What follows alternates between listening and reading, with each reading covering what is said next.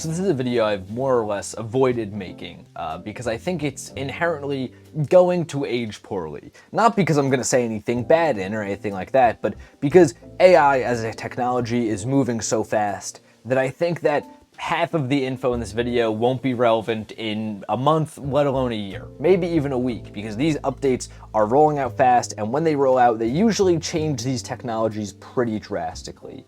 So I think that's important to mention right off the bat. This is a survival guide to AI taking place late July 2025. I'm naming it a survival guide somewhat dramatically. More so, what I'm interested in doing here is kind of talking about functionally, how should we treat AI? There's so much discussion about like what AI is, what it's going to be, how bad it is, how dangerous it is, what it's doing to different industries, what it's doing to different artists, and things like this, right? I myself partake in this discussion. You can go on this channel and find many videos of that vein. I think though, what we have an opportunity to do here, and that's the reason I want to make this video, is something we didn't have the foresight to do with social media, right?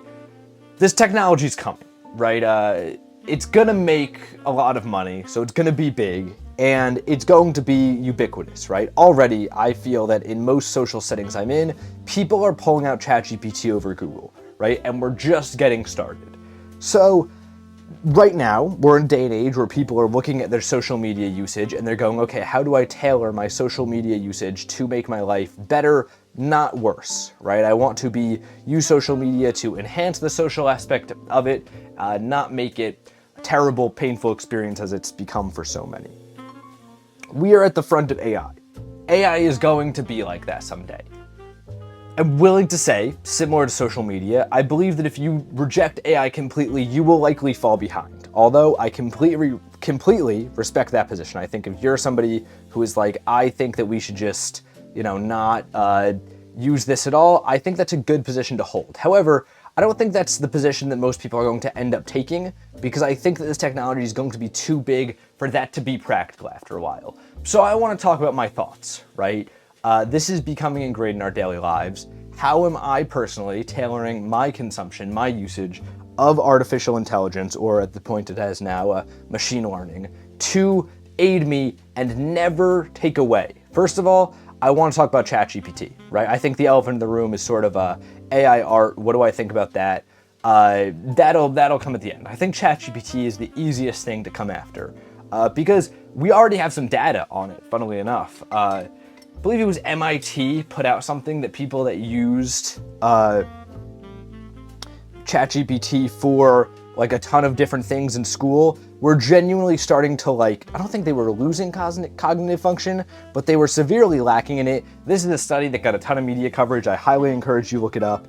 Most people that use AI to write essays retain zero information. They cannot recite anything about the essay afterwards. I know in my personal life, when I've used AI to write literally anything from a paragraph sorted out for me to anything else, I can't remember it. So I'm going to go on a limb here and say, first ground rule that I set for myself is don't use this to critically think for me at all, right? I think actually with all the ground rules, there's sort of an ethos that I like to keep in mind above all else. AI is at the very least being marketed as a technology to help us be more human, not take away from that, right? We are inevitably going to hit a place where AI is replacing a lot of people in the labor pool, and that's going to be really bad, but it's being marketed to us as this thing that's like, the AI is going to take care of the annoying, dirty work so you can do what you love more, right? This is a lie. This is a marketing thing. This is a lie. That's not how this technology is going to be used. However, in the meantime, in late July of 2025, I'm going to take this as the way that I'm going to use AI. I'm going to try to make that as real as possible, because I think that any other approach to it will lead to a dependency on it. And that's the biggest thing we need to avoid, right? So using ChatGPT to write things for me is a no. I don't want to do that, right? Maybe, very maybe, proofread, find typos. Okay, it's fast, and most other proofreaders are not free online that can do things at the level of ChatGPT. So that's teetering the edge. If you can do your own proofreading, if you have the time, I still personally will do it myself. The other big no-no that's about to come out that we've seen leaks of is any sort of usage of AI in the physical world. No. No, no, no. This ChatGPT necklace, I believe it's going to be, or it's something you can carry with you, having ChatGPT as a physical thing. Not doing that. I think anything that actually integrates this technology with myself, I'm not interested in doing. I will not be doing that. I will not be partaking in that. Where will I be using ChatGPT, or where rather do I use ChatGPT? I think that it's okay to use these things as a search engine, right? They, like I said, are already replacing Google. And to go, I am in Soho right now. Give me the 5 highest rated burrito spots that are within half a mile of me right now. Great. It's actually really good at that. It's interesting how good at it is compared to doing other things. Like, it's like, I guess because it's just literally compiling Google results, but it's actually pretty good at doing stuff like that. So for compiling data, I guess that's kind of a big way to put me searching for burrito spots, but that I'm open to. I think that's actually a fine thing, and it just speeds up the process. I think it's also important to mention here, because I know people are really worried about it, the environmental impacts of AI. I don't think that can really be part of this conversation, because the answer, if you're worried about that, is to not use AI at all, right? That's a valid stance. I can't help but also be like, me as one guy using AI will not stop it from becoming, from ruining the environment. Like, these servers are running whether I'm using them or not. The only thing that I have that I gain, that I'll lose otherwise if I don't use it, is the slight bit of convenience. I don't know. I know a lot of people will be like, well, that's the mindset everyone has, and that's why the environment's exploding. And to that I say, consumer side boycott of industries never work. If that worked, we could have gotten our way out of oil a long time ago by now. We need regulation restrictions on this. Go and voting candidates who, run for that. I think that's a great thing. I think if you want to do your part there, that's awesome. I think that going online and being like, you are AI generating images, you're ruining the environment right now, how do you not see that, is genuinely a little bit counterproductive. Like, I don't think that that's actually going to do anything. I think people just want to feel good or whatever. I don't know. I mean, like, I understand I have a relatively cynical take on that whole thing, but it does, I really don't understand how any sort of consumer side boycott on the environmental aspect of this is going to change anything, because it never really does. Believe me, if it could, I would do something about that. Like, if I could just, like, boycott my way into saving the earth, I think we would have done it by now. I think this is a larger systemic issue, is what I'll say. Anyways, now moving on from ChatGPT to the final, actually not moving on, moving on rather to the final segment of ChatGPT that I think is interesting. Never use ChatGPT to use any critical thinking, right? The only times it's acceptable to use this is to compile different data, maybe play with it, if you think it's cool, I'll play with it, I'll think like, oh, that's neat that it can do that or whatever. No compiling, or no critical thinking, right? Never outsource your thinking to this, right? In this new age, I think that having ChatGPT think for you is the most dangerous thing you can do, genuinely. Because people, like, this is going to, there's nothing that's ever been more important than your own mind in this age, right? This thing is thinking alongside you. They're going to sell the data of how you think. Like, we are at a point where genuine thought processors are soon going to be marketed and sold. And this is actually contradictory to what I was just saying about the environmental impacts. Yes, the whole data thing is a larger systemic issue. It's a systemic issue that will directly impact you, though, I think, if you outsource your thinking to it, right? Going back to that study of people reporting mass loss of cognitive ability by outsourcing their thinking to ChatGPT. This is not me trying to be elitist of like, do your own thinking. Like, listen, I get it. We've all cheated on an assignment before in school because we were in a rush, right? I'm not an idiot, but that's bad. You cannot lose any sort of your own actual ability to this thing. You just can't. Like, I think that is way too grave of a thing to do, right? For the sake of any sort of convenience. I think that is the absolute biggest thing. Next, I want to talk about AI art, right? First of all, similar to the last one, there is an ethical systemic issue to address with AI art right off the bat here, right? Namely the fact that AI art is trained off of all other artists' work, right? Instagram sold off like literally just everything to these companies who are like, train it on all the art we have. Once again, I think the bigger issue here is that Instagram was able to own all of our art and trade it off to a company, right? I don't think that that is going to be... Listen, I do think these two things are issues, by the way. I do think the environmental impact and the effect on artists are two giant issues.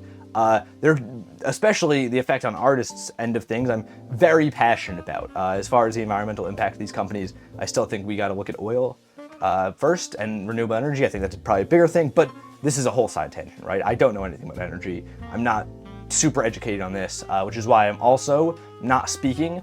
You know, I think it'd be, I can make this video talking about my own personal, like, this is how I'm using AI to make sure, you know, as somebody who is trying to make sure that they're mindful about their consumption of it. It'd be a whole other can of worms to be like, okay, here's me pretending I know what we can solve the energy crisis with, right? Like, I don't know any of this. I don't actually understand it. I think these are two massive issues, but I think they're issues that exist beyond the scope of individual consumers. And I also will go as far as saying these issues won't slow down these companies from becoming the biggest thing in the world. And if you are going to adopt AI at all, similar to the fact that, like, you know, you drive a car, despite the fact that the emissions on that are really bad for the environment, I think consumers are just going to be forced to cave eventually, right? Bad, but that's not exactly what this video is about, because I'm not qualified to speak on that.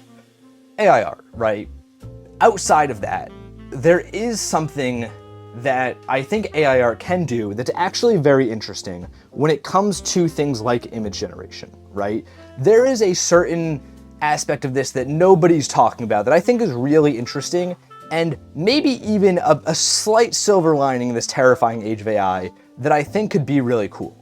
Art has always been predicated on budget, right? When I was a 12-year-old kid, I thought of doing a photo shoot of a guy skiing with, like, you know, a dragon behind him, and I would never in a million years have the budget to do that. Maybe I was a genius at 12, but I could never touch anything that would even get me close to making that happen. So it didn't happen. There is an aspect to which this idea of AI-generated images can level the playing field between somebody who is young and has a great deal of vision and can probably end up making them get a lot farther, a lot faster when they don't have the means to do things. There's a reason that everybody's like, your favorite artist is a Nepo baby. No, they just had the free time because they had wealthy parents who were able to actually develop their skills, right? That's hugely, there's a reason I'm sitting here at, not a teenager and can't paint. Like, if I had a ton of time all day, every day, I would have been painting all the time as a kid. I couldn't afford it, I couldn't do X, Y, Z, right? And I grew up relatively well off, I would like to say, in comparison to how it could have been, right? So, with the fact that we should acknowledge that all of these things are super much at the, are very much at the whims of money, of class, I do think it's actually almost very hopeful that AI can level the playing field between somebody with zero budget and somebody with an unlimited budget. And that is where I do see a great deal of hope in AI being able to make people do the impossible. If I wanted to do a photo shoot in a certain style, I couldn't do it. I don't have anywhere I really could do a photo shoot. I could get cool photos of me in New York City, but I'd have to wait till I'm potentially, hopefully, with a hope and a dream, way more successful in the future to do that cool photo shoot of somebody on the mountain to get a dragon in the back of it. With AI, there is a potential to make this happen. I still will say, I think if you have the option to and the facilities to, it's way better to just pay somebody to do it. It's also going to come out better. Like, if there's somebody who I could pay $100,000 to get, make this whole skiing shoot happen, that's gonna come out a lot better than any AI generated image ever, right? When the alternative though is nothing because there's no budget versus something, I do think that this can be cool and even slightly hopeful. So that is the only place that's the only caveat I think AI art is an interesting thing. Outside of the AI generated tool in Photoshop, great for removing backgrounds, but that's barely, that's just a advanced patch tool, I guess. But that's the one caveat I see. It's actually really powerful within this new AI age where people are out there having the playing field level for them in ways I could have never imagined. And I think this is going to end up being something good. I think this is going to end up being a big thing. And I was thinking about this the other day, and the one reason I think this is going to be a big thing is because I remember there was a conversation going on when I was younger, when I was sort of entering the art world, about Photoshop and about digital art. People said digital art wasn't art at all. And that conversation's past us because this technology did what great technologies do, and they democratized everything, where now somebody can get the same style as an amazing studio with all the facilities on earth with Procreate on their phone if they're willing to invest the time.